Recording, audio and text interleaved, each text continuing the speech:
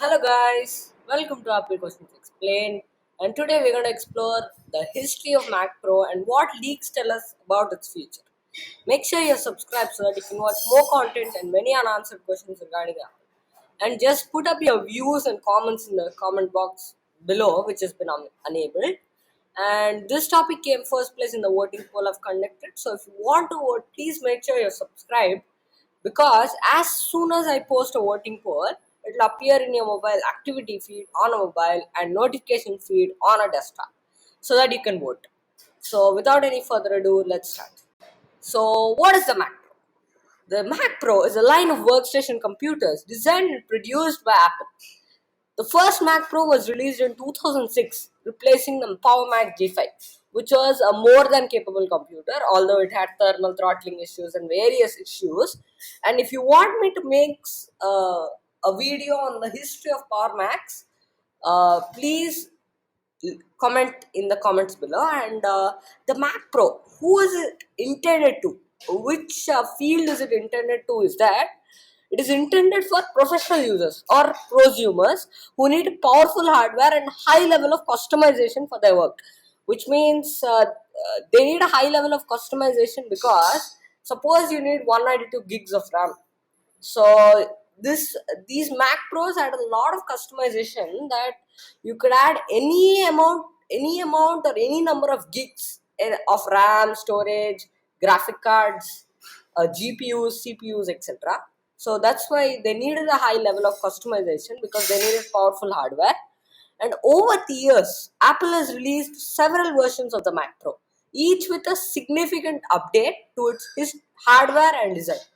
The second generation Mac Pro, released in 2013, introduced a new cylindrical design, which is a beautiful design. And I've talked about this particular Mac Pro released in 2013 in a video named What Are the Best Intel Macs Part 1, and I'll link it in the description below so you can watch it. And over and next, what uh, there was a problem with this cylindrical design because it was smaller and powerful than its predecessor, which is okay, but its design was criticized by some users because they found it difficult to upgrade and expand because the whole point of the Mac Pro is to have a high level of customization.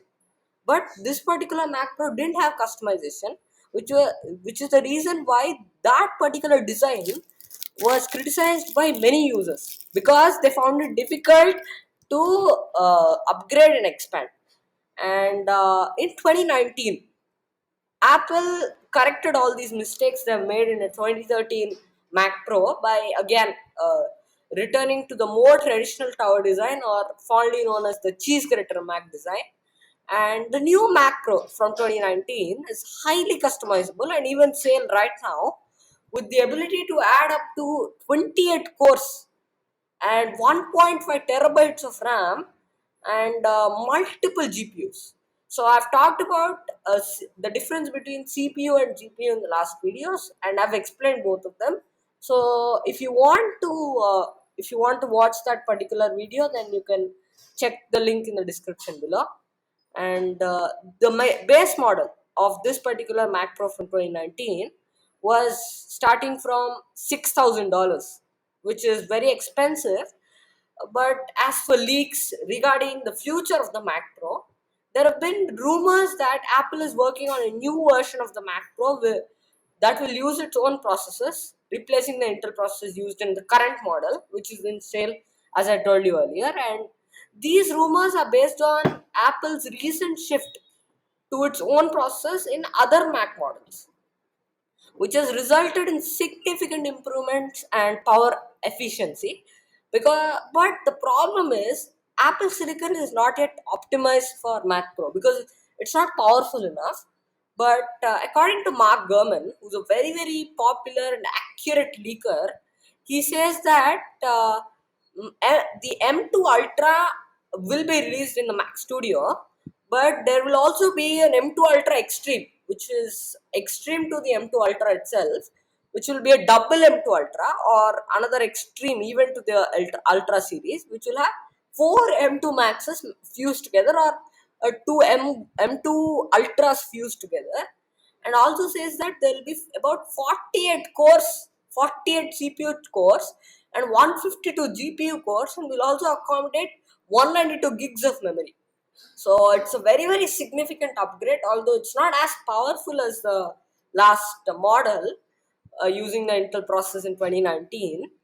The CPU and GPU cores are a significant improvement, but they have to increase the amount of gigs of memory. But at least if they give the chance to uh, let the prosumers upgrade that memory, it would be better, because if prosumers need 2 terabytes, 3 terabytes of memory, they'll not be able to upgrade it. That's the problem. And because Apple Silicon uses this thing called unified memory, which means you cannot replace it. That's the problem. And you might be wondering what cores mean. So I'm going to explain cores. So a CPU core is basically a CPU processor. It is one of the CPU's processors. So basically, if there is an 8-core CPU or GPU, one of its cores means it is one of the CPU's processors. So the more the cores, the more the multitasking. In the olden days, every processor had just one core that could focus at one task at a time. Today, CPUs have 2 or 18 cores, or in the new Mac Pro, according to the rumors, there are 48 CPU cores, which means each of them, each of which can work on a different task. Which means what I'm trying to tell is that if there are 48 CPU cores, it can focus on 48 different tasks at a time. That is the speciality of having more and more cores. And if you see CPU benchmark hierarchy, they have a huge impact in performance. That is, the more the cores, the more the impact on the performance. And a core can work on one task while another core works on a different task, as I told you. So the more the cores, the more efficient it is. Many processors, especially those in laptops, have 2 cores, but in the Apple Silicon there are 8 cores. But some laptop CPUs, such as the Intel's 8th generation processors, or even the Apple Silicon, have 4 or 8 cores, which means they can multitask more and more. And most processors can use a process called simultaneous multi-threading, which means to split a core into virtual cores, which is called threads. So this is the meaning of simultaneous multi-threading. So as I told you earlier, the more the cores, the more the power and the easier to multitask. So coming back to the topic, we were discussing what leaks tell about the future of the Mac Pro, and Mark Gurman also says that, moreover, there are concerns about how much consumers are willing to spend. Using the highest end M1 Ultra pushes the Mac Studio up to $5,000, only $1,000 less than the current Mac Pro. That's $3,000 more than M1 Mac Studio. And in addition, some leaks suggest that the new Mac Pro may have a new design that is more modular and easier to upgrade than the current model, the 2019 design. This would also address one of the major criticisms of the 2013 Mac Pro's design, as I have told you earlier and in a previous video. And it's important to note that these leaks are just rumors at this point, and Apple has not made any official announcements about a new Mac Pro. It is possible that the company may not even release a new version of the Mac Pro, only time can tell, for several years, or may choose to discontinue the line altogether, which has been there for a long time. So, what I'm trying to tell is, I've told the rumors, the leaks, but I'm in the conclusion. What is there is that Apple has not made any official announcements about the new Mac Pro. So, it's possible that the company may not release a new version of the Mac Pro for several years, or may choose to discontinue the line altogether. And if you want to know more about the leaks, please check in the link in the description below, which leads to the Mark Gurman's article. And so that's all for the video, guys. Thanks for watching till the end, and make sure you subscribe so that you can watch more content and many unanswered questions regarding Apple.